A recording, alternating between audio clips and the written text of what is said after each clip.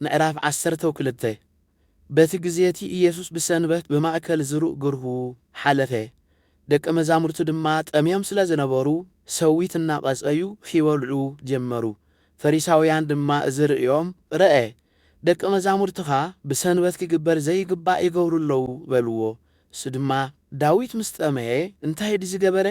እቶም ምስኡ ዝነበሩ ኸ ከመይ ኢሉ ኣብ ቤት ኣምላኽ ከም ዝኣተወ ብዘይካ ንብሕቶም ንካህናት እምበር ንሱ ኮነ እቶም ምስኡ ዝነበሩ ይበልዕዎ ዘይግባእ ህብስተ ቁርባን ከም ዝበልዐ ዶ ኣያንበብኩምን ኢኹም?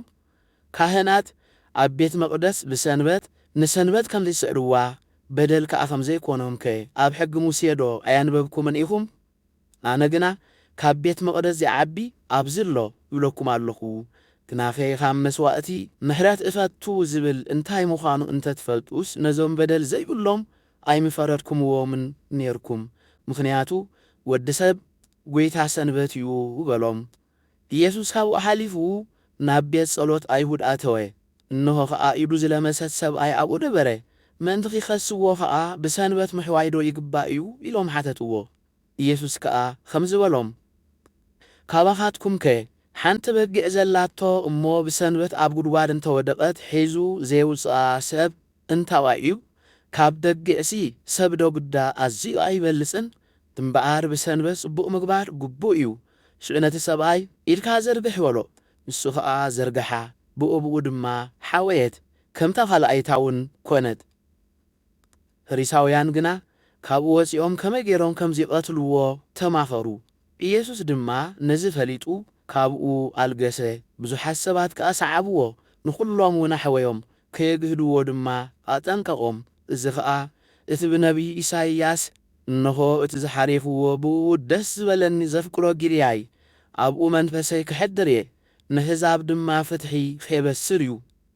ንሱ ኣይክከራኸድን ኣይክጭድርን እዩ፣ ሓደ እኳ ኣብ ክርዓት ድምፁ ኣይክሰምዕን እዩ።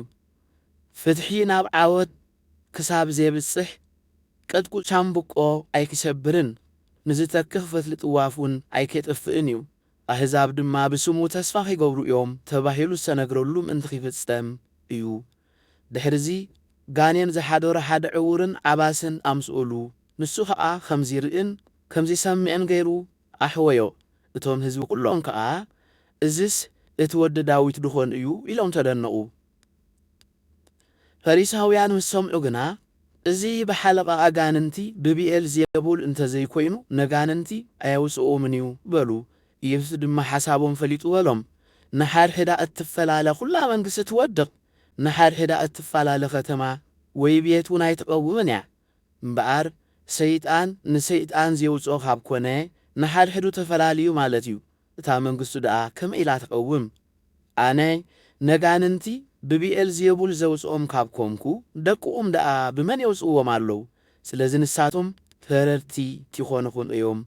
ኣነ ነጋንንቲ ብመንፈስ ኣምላኽ ዘውፅኦም እንተ ደኣ ኾይነትና እንሃ መንግሥቲ ኣምላኽ ናባኻትኩም በጽሐት። ወይ ከዓ መን እዩ ቅድም ነቲ ሓያል ከይኣሰረ ናብ ቤት ሓያል ኣትዩ ኣቕሑኡ ኺብርብር ዘይኽእል? ድሕሪዚ እዩ ነቲ ቤቱ ዝዘምት። እቲ ምሳይ ዘይኮነ መቓናቕንተ እዩ፣ እቲ ምሳይ ዘይእክብ ከዓ ይብትን። ስለዚ ንሰብ ሓጢኣትን ጸርፍን ኩሉ ይሕደገሉ እዩ፣ ነቲ ንመንፈስ ቅዱስ ዝጸረፈ ግና ኣይክሕደገሉን እዩ እብለኩም ኣለኹ። ኣብ ልዕሊ ወዲ ሰብ ገለ ቓል ዝተዛረበ ክሕደገሉ እዩ፣ ኣብ ልዕሊ መንፈስ ቅዱስ ገለ ዘረባ ዝበለ ግና ኣብዚ ዓለም እዚኣ ኾነ ኣብታ ትመጽእ ኣይክሕደገሉን እዩ። ኦም ብፍሪኡ እዩ ዝፍለጥ እሞ ነቲ ኦም ጽቡቕ ግበርዎ፣ ፍሪኡ ድማ ጽቡቕ ይኸውን። ወይ ከዓ ነቲ ኦም ሕማቕ ግበርዎ፣ ፍሪኡ ድማ ሕማቕ ይኸውን። ሃቱም ውሉዳት ማን ኣፍ ካብ ምልኣት ልቢ ይዛረብ እዩ እሞ ክፉዓት ክነስኹም ከመይ ኢልኩም ጽቡቕ ምዝራብ ክትክእሉ? ሕያዋይ ሰብ ካብቲ ሰናይ መዝገብ ልቡ ሰናይ ነገር የውፅእ፣ እቲ ክፉእ ሰብ ግና ካብቲ ክፉእ መዝገብ ልቡ ክፉእ ነገር የውፅእ። ኣነ ግና እትጸድቕ ብቓልካ እትኹነን ብቓልካ ኢኻ እሞ ሰባት ብዝዛረብዎ ዘይጠቅም ቃል ኩሉ ብመዓልቲ ፍርዲ ጸብጻብ ክህቡሉ እዮም እብለኩም ኣለኹ። ሽዑ ገሊኣቶም ካብ መምህራን ሕግን ፈሪሳውያንን ኦ መምህር ካባኻ ትምህርቲ ክንርኢ ንደሊ ኣሎና በልዎ። ንሱ ግና ከምዚ ኢሉ መለሰሎም እዛ ክፍእትን ዘማዊትን ወለዶ እዚኣ ትእምርቲ ትደልላ እንተኾነ ብዘይ ትእምርቲ ነቢይ ዮናስ ካልእ ትእምርቲ ኣይወሃባን እዩ። ዮናስ ኣብ ከብዲ ዓሳ 3 መዓልትን 3 ለይትን ከም ዝገበረ ከምኡ ኸዓ ወዲ ሰብ ኣብ ውሽጢ ምድሪ 3 መዓልትን 3 ለይትን ክገብር እዩ።